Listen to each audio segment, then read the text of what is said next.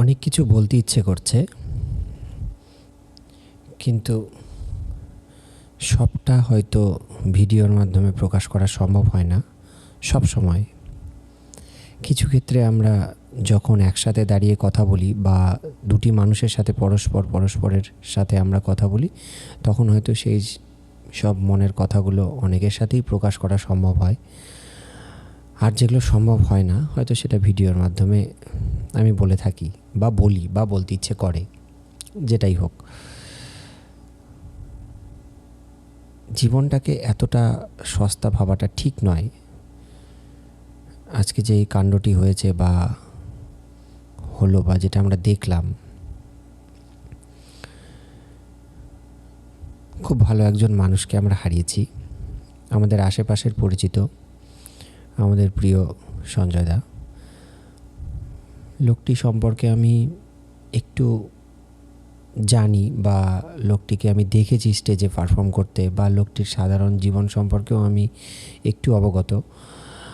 সেক্ষেত্রে আমরা তার চলে যাওয়াটা হট করে খারাপ লাগছে বিষয়টা। জানি না এর ভেতরে কি আছে, এর বাইরে কি আছে, এর পেছনে কে আছে, এর সামনে কে আছে, জানি না। প্রশাসনের মতো কাজ করবেন, কিন্তু সর্বোপরি যেই বিষয়টা সেটা হচ্ছে, এই রকম করে কেউ তার সব কিছু সর্বস্ব ছেড়ে, সব কিছু সর্বস্ব ত্যাগ করে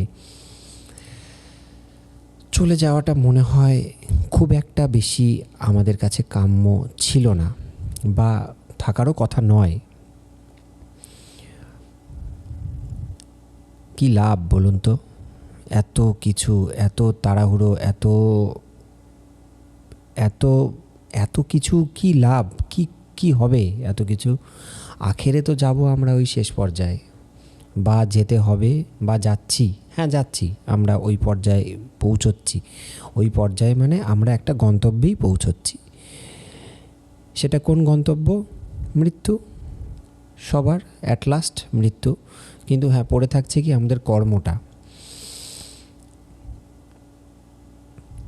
সঞ্জয় দার এরকম করে হট করে চলে যাওয়াটাতে আমার একটা জিনিস মনে হলো, যে একজন স্বনামধন্য আমাদের জেলাবাসী, আমরা তাকে ছোটোবেলা থেকে স্টেজে পারফর্ম করতে দেখেছি। একজন খুব ভালো অ্যাঙ্কার হিসাবে আমি তাকে জানি, সে মানুষ হিসাবে একজন ভালো আমরা জানি, বা আমি জানি, আমি পার্সোনালি জানি যে সঞ্জয় দা একজন খুব ভালো কথা বলে, একজন অ্যাঙ্কার, একজন ভালো মানুষ।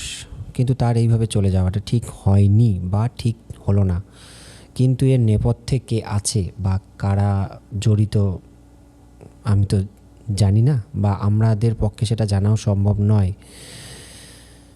তাই বলবো, এরকম আরও সমাজে অনেক মানুষ আছেন যারা ডিপ্রেশনে আছেন, বা যারা বিভিন্ন রকম সমস্যার মধ্যে আছেন, বিভিন্ন রকমের প্রবলেমের মধ্যে আছেন, বিভিন্ন রকমের, কেউ অর্থনৈতিক, কেউ মানসিক, কেউ বিভিন্ন দিক থেকে বিভিন্ন রকম সমস্যায় আছেন। হাত জোর করে অনুরোধ করছি, দয়া করে আত্মহত্যার পথটা বেছে নেবেন না। এটা সমাধান নয়। সমাধান তখনই হবে, হ্যাঁ, হয়তো এই কথাগুলো মনে হচ্ছে একটু জ্ঞান দেওয়ার মতো। অ্যাকচুয়ালি এটা জ্ঞান দেওয়ার বিষয় নয়। বিষয়টা হচ্ছে যে এরকম, যে আমি যদি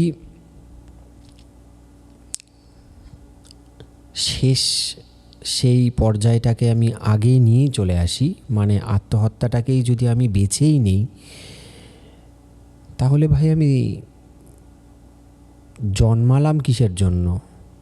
আমার জন্ম হয়েছে একটা পারপাসের জন্য, আমার জন্ম হয়েছে একটা কারণের জন্য। সেই কারণটা আত্মহত্যা হতে পারে না। আমি আত্মহত্যা করার জন্য জন্মেছি, এটা হতে পারে না। হ্যাঁ, জানি সমস্যায় আছেন, বা ডিপ্রেশনে আছেন, বা বিভিন্ন রকম প্রবলেমের মধ্যে আছেন, যার মনে হচ্ছে যে শেষটা হয়তো আত্মহত্যা, কিন্তু শেষটা আত্মহত্যা না হয়ে অন্য কিছুও হতে পারতো। তাই দয়া করে নিজেদের প্রবলেম, অন্তত বন্ধু বান্ধব, যার যেই পরিচিতি মহল আছে, যার যেই ভালো জায়গা আছে, শেয়ার করুন। অবশ্যই বন্ধু বান্ধবের সাথে শেয়ার করুন, মা বাবার সাথে শেয়ার করুন, স্ত্রীর সাথে শেয়ার করুন, স্ত্রীর যদি কোনো সমস্যা থাকে স্বামীর সাথে শেয়ার করুন, নিজের বাচ্চার সাথে শেয়ার করুন, সবার সাথে অন্তত শেয়ার করুন। আশা করি এখনও সমাজে সেই ভালো মানুষগুলি আছে যারা আপনার এই সমস্যা থেকে আপনাকে একটু হলেও, এই এতটুকুনি হলেও বার করে নেওয়ার চেষ্টা তারা করবে। যারা ভালো মানুষ আপনার পাশে আছে তাদের সাথে সমস্যাটা শেয়ার করুন। প্লিজ দয়া করে কেউ আত্মহত্যা করে নিজের এই অমূল্য সম্পদ, এই অমূল্য জীবনটিকে শেষ করে দেবেন না। এটা কারো কাছে কাম্য নয়। আত্মহত্যা আপনার জীবনের এম হতে পারে না, আপনার জীবনের শেষটা আত্মহত্যা হতে পারে না। হ্যাঁ, মৃত্যু সবার জীবনে আছে, প্রত্যেকের জীবনে মৃত্যু আছে। এমন কোনো ব্যক্তি নেই যে যার জীবনে মৃত্যু নেই। তার মানে এই নয় যে আত্মহত্যা আছে। নিজেকে এইভাবে শেষ করে দেওয়াটা ঠিক নয়। আত্মহত্যা না করে অন্তত এমন কিছু একটা করুন যাতে সেই পথটা বাঁচতে না হয়।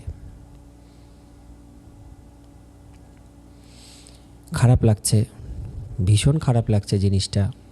এতটা খারাপ লাগা ঠিক নয়। কেন যে খারাপ লাগছে জানি না। হয়তো মানুষটাকে চিনি, মানুষটাকে জানি, মানুষটাকে স্টেজে পারফর্ম করতে দেখেছি।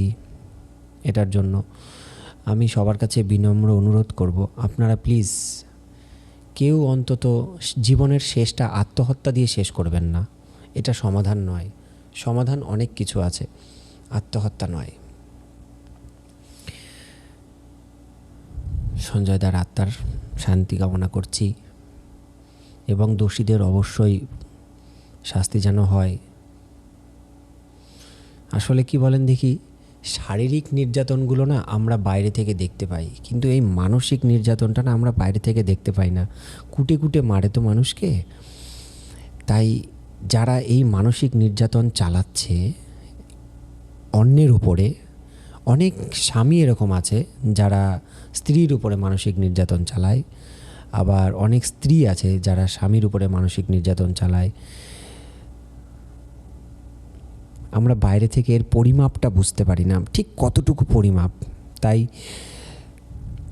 মানসিক নির্যাতন সহ্য করতে না পেরে তো অনেকেই অনেক পথ বেছে নেয়। তার মধ্যে আত্মহত্যা একটা অন্যতম পথ হিসাবে ধরে নিয়েছে সবাই, কিন্তু এটা পথ নয়। এর পরেও অনেক আছে, এর আগেও অনেক কিছু আছে। দয়া করে কেউ আত্মহত্যার পথটা বেছে নেবেন না। আপনাদের কাছে অনুরোধ, আত্মহত্যা বেছে না নিয়ে অন্য কোনো পথ বেছে নিন, আত্মহত্যা বেছে নেবেন না। এটা পথ হতে পারে না। ধন্যবাদ। শেষে আমরা ওই শেষ দিনের অপেক্ষা আমরা সবাই করছি। তাই শেষ দিনের যাওয়ার রাস্তাটা আত্মহত্যা নয়।